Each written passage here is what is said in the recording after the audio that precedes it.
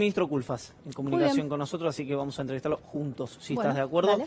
Matías Culfas, muchas gracias por el contacto, buenas noches. ¿Cómo estás? Buenas noches, un gusto.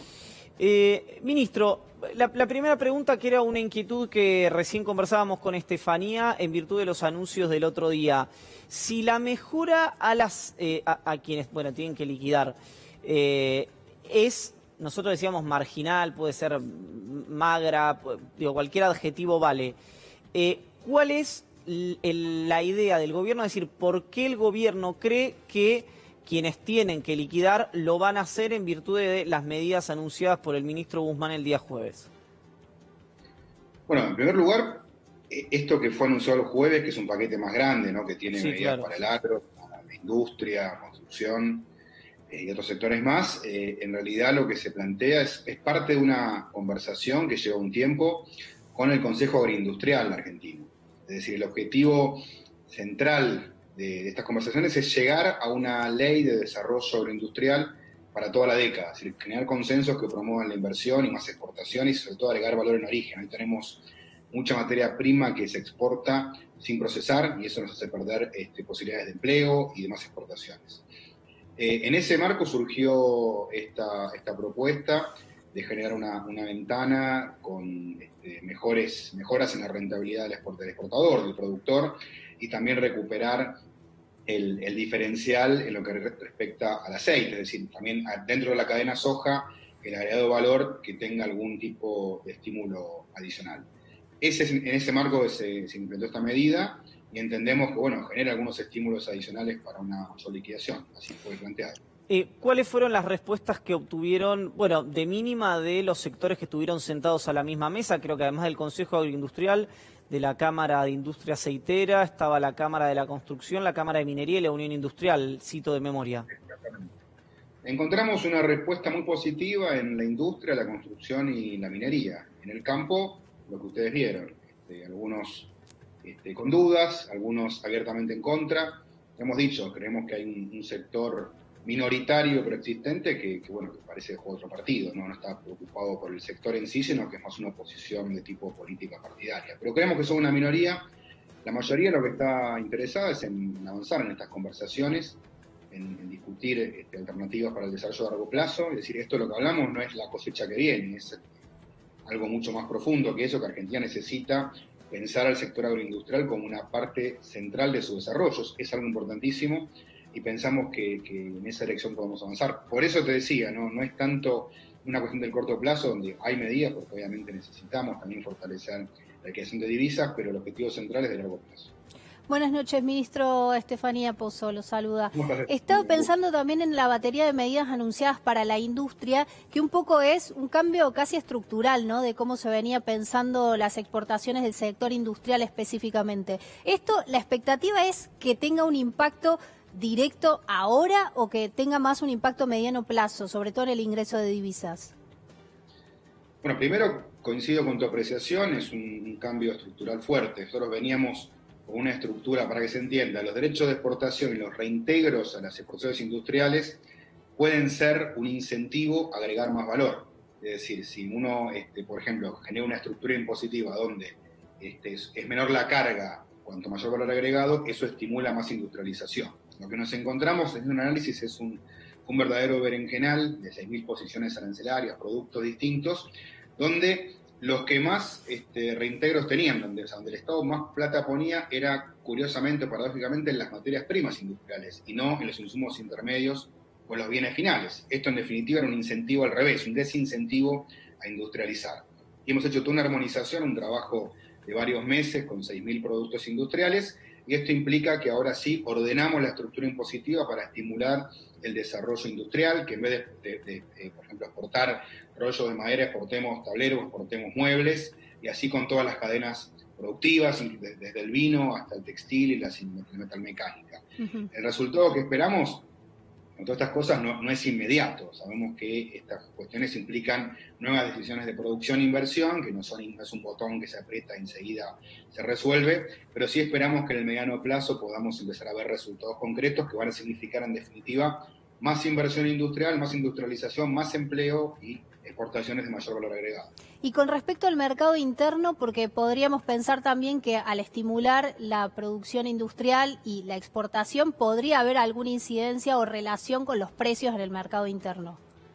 ¿Ve esta relación? Vemos que esto no se debería ver afectado en esa dimensión. Estamos trabajando también muchísimo con lo que es el mercado interno. Estamos recuperando producción e inversiones en sectores que el gobierno anterior había descuidado y maltratado. Estamos recuperando inversión en la cadena textil e indumentaria, en electrodomésticos, en mueble, calzado. Hay muchos sectores que están viendo nuevas inversiones, también en el rubro de alimentación. Se vienen ahora inauguraciones en los rubros de petroquímica, química, petróleo, refinación. Así que todo lo contrario, estamos viendo en este momento un contexto de un mercado interno recuperándose, luego también de lo que ha sido esta doble crisis, ¿no? La pandemia más la crisis que dejó el gobierno de Macri. Y bueno, después de lo que fue la fuerte caída del mes de abril, lo que se ve es una recuperación intensa. Ya en septiembre estamos viendo variación interanual positiva en los rubros de autos y motos, que son dos datos que ya hemos tenido algún indicador preliminar. Esto se suma a lo que vimos el otro día, que la recaudación impositiva por primera vez empieza a dar variación interanual positiva en términos reales. Así que en definitiva lo que estamos trabajando desde que empezamos, y más aún con toda la complicación de la pandemia, es en recuperar las inversiones que, durante el gobierno de Macri se han perdido. Estamos yendo esta semana a La Rioja, por ejemplo, donde se están reabriendo 7 plantas industriales que habían sido abandonadas o con un nivel de actividad muy bajo. Y esto así en muchas provincias. Así que lo que vemos es una recuperación que buscamos justamente que tenga esta doble orientación. Mercado interno, pero sin descuidar las exportaciones, porque en definitiva lo que nos va a permitir crecer sin entrar en las típicas crisis del mercado externo es que tengamos más exportaciones en el futuro. Claro. ¿Cuánto se necesita, ministro, de exportaciones anuales para estar ligeramente tranquilos con el acceso a las divisas, tranquilo con el tipo de cambio? Mira, estamos con un proceso de estancamiento en las exportaciones. Hace unos años que uno ve un nivel similar en torno a 60.000, 65.000 millones de dólares. Si le agregamos los servicios, estamos más cerca de los 80.000, porque incorporamos también lo que es software, servicios profesionales, la economía del conocimiento. Pero en definitiva pensamos que tenemos que aumentar ese ritmo de crecimiento de exportaciones y tratar de generar, no te voy a decir un número exacto y preciso, pero sí darle un impulso alrededor de 80. Importante. Y 80 es un número sin duda importantísimo que deberíamos tratar de llegar en un plazo no muy largo. Claro, claro. Ministro, le hago una más y lo dejo también con Estefanía, pero comentábamos al comienzo que el gobierno tuvo en el último mes los peores números, digamos, y que ahora, en materia de decisiones antipáticas en virtud de la restricción cambiaria, datos de pobreza y de empleo, en virtud de que esto ocurrió en el segundo trimestre y que ahora debería, con el horizonte de la vacuna, empezar a reactivarse la economía y que de mínima la economía va a llegar creciendo bastante, sumado a la vacuna, a las elecciones del año que viene. Al margen que me imagino que en la gestión diaria no están pensando de acá a un año, ¿el cálculo en materia de crecimiento, si usted quiere, es correcto o tienen otros guarismos? A ver, mira, para hacer un análisis lo más preciso posible de esto. Nosotros lo estamos viendo, efectivamente, como acabas de mencionar, el segundo trimestre fue el peor momento de la crisis. Abril fue un mes que tuvo un pozo muy fuerte en producción. Produjimos 0 autos ese mes, para dar un ejemplo de lo que significó en ese momento el parate productivo.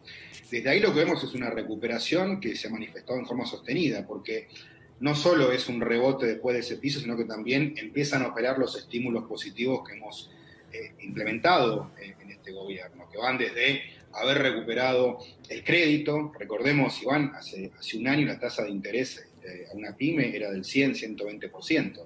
Imposible para una empresa poder financiarse en esos niveles. Hoy tenemos tasas de interés del 22%, que es lo que presta el Banco Nación para inversión. Hay incluso tasas más baratas cuando es capital de trabajo, o todo lo que hemos dado a partir del programa ATP. Y a esto sumamos también otra política desde el punto de vista del comercio exterior, de estímulos industriales, de los programas específicos que hemos implementado. Así que lo que esperamos claramente es que esta recuperación se sostenga en el tiempo, también apuntalada por el consumo. Hemos lanzado o relanzado el programa Ahora 12 con este esquema donde la gente puede salir a comprar su tarjeta de crédito y empezar a pagar las cuotas recién en enero del año que viene. Dar un aliciente como para promover un poco más fuerte el consumo de bienes fabricados en el país. Así que este es un poco el marco general, ¿no? Estamos realmente previendo una recuperación sostenida, que lo peor ya pasó, que fue el segundo trimestre. Tenemos un tercer trimestre que digamos más bien de un empate, y después sí, ya claramente señales muy claras en positivo, que se van a consolidar, como decías vos, cuando tengamos la vacuna y tengamos toda la actividad económica a pleno. Porque claro. Está claro que en este contexto, turismo, gastronomía, actividad cultural, son sectores, por ejemplo, que van a estar todavía en niveles de actividad muy bajos por razones obvias, porque todavía tenemos que seguir preservando la distancia social vinculada al tema sanitario. Claro. Ministro, gracias por el contacto, ha sido muy gentil. No, por favor, un gusto. Matías Culfas, ministro de Desarrollo Productivo, bueno, con todos los temas que abordamos, y un dato que me daban, dicho sea de paso, colaboraron por mi preocupación de las reservas del día viernes. A ver. Me dicen, te lo traslado. A ver. No salió aún en el boletín oficial el cambio en retenciones, Exacto. Por eso el viernes se perdió en reservas porque nadie liquidó nada a la espera de la resolución. Sí, lo dijo la vicejefa de gabinete, Sí, Cecilia Todesca. Sí. Tefi, gracias. No, de nada. Informe judicial.